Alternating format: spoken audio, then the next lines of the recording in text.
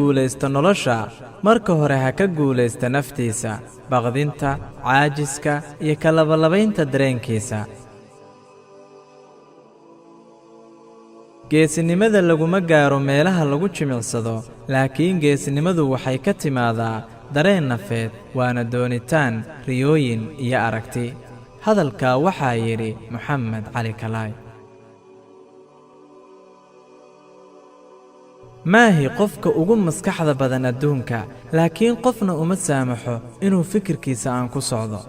Albert Einstein riyooyinkaaga waxba kama gelin inaad daalan tahay iyo in kale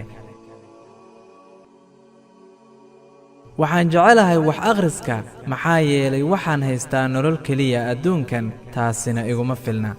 Cabbaas Maxamuud haddaad doonayso inaad noqoto mid xooggan baro sida keligaa loo dagaalamo baqdinta ma jirto meel ay joogto marka laga reebo caqliyadeenna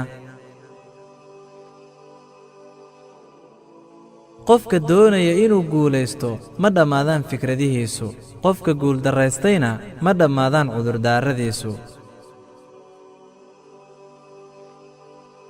qofka aanay saamayn hadallada dadku waxa uu tallaabo u qaaday dhanka guusha guulaystayaashu waxay muujiyaan guushooda waxaanay qariyaan dhibka ay soo maraan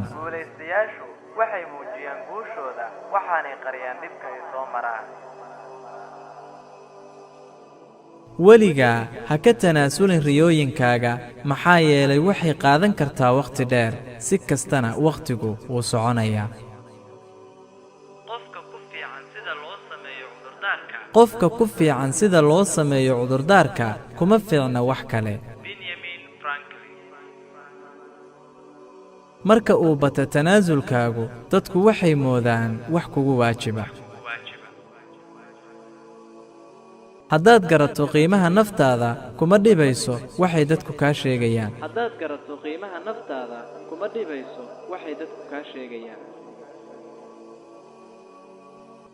waxaad garanaysaa inaad ku taagan tahay dhabbihii saxda ahaa marka ay hurdadu ku dhibto Stephen Jobs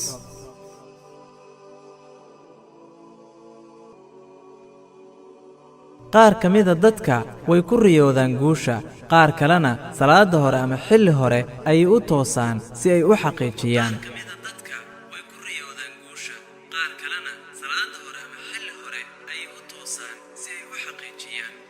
Axmed Shuqayri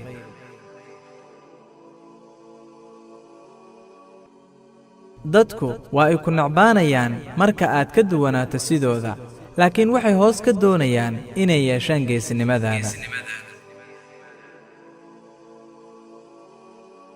samee wax kastood ku qanacsan tahay oo aan khilaafaynin dhaqanka iyo diinta maxaa yeelay ma maqlaysid hadallada dadka si kastooy ahaato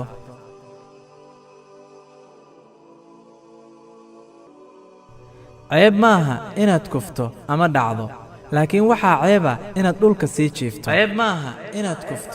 dhacdo laakiin waxaa ceeba inaad dhulka sii jiifto Moxamed Cali Kalaay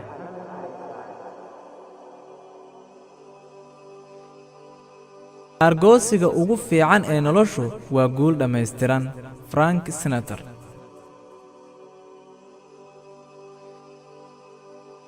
haddaad doonayso inaad riyooyinkaaga xaqiiqo u beddesho horta toos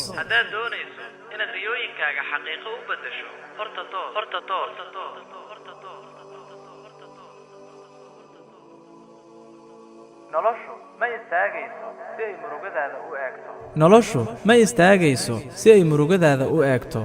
waa laba mid uun inaad istaagto oo aad dhammaystirato adigoo murugaysan ama inaad iska sii jiifto dhulka oo ay ku dhaafto Tashi Jiifar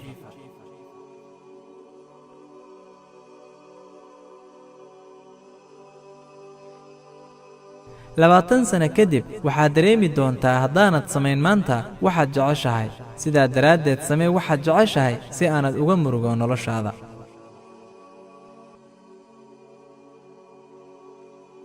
waxaad waxaad lumisay daqiiqad noloshaada ka mid a haddaad ka fikirto daqiiqadii tagtay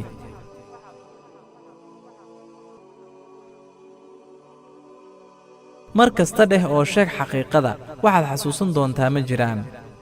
Mark Twain ka sheekaynta dhibaatadeenna waa caadooyinkeenna waaweyn jabi caadada oo ka sheekee waxaad jeceshahay Rita Sieshano ma jiro sixirkeena guusha keliya waa tababar iyo samir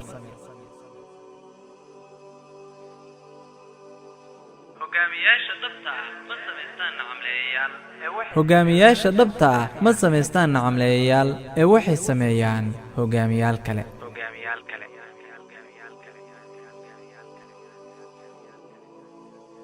ma garan kartid awoodda kugu jirta ilaa aad waajahdo dhibaatooyin ay hortaada tahay keliya inaad noqoto mid awood leh inta aad ku taagan tahay waddadii aad ku gaari lahayd guusha waxaa kaa hor imaanaya caqabado fara badan sidaa daraaddeed laba miday noqonaysaa inaad noqoto qof tabar daran oo soo laabta misena guushii oo aan la gaarin soo baqa carara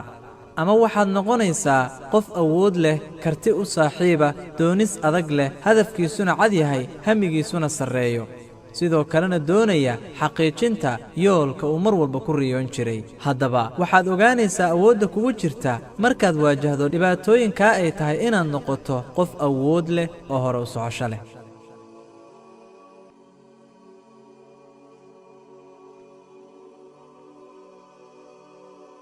sirta awooddu waa inaanad qofna sugin si uu kuu jeclaado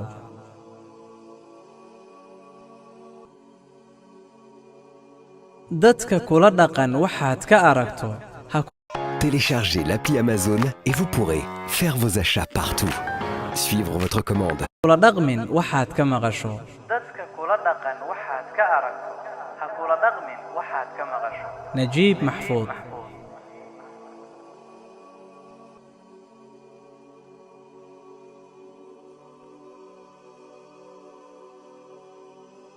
hadday afcaashaadu dadka saacido oo ay ka dhigto qaar ka fiican sidii hore hadday afcaashaadu dadka saacido oo ay ka dhigto qaar ka fiican sidii hore xaqiiq waxaad tahay hogaamiye dhaba Axmed Ashuqayri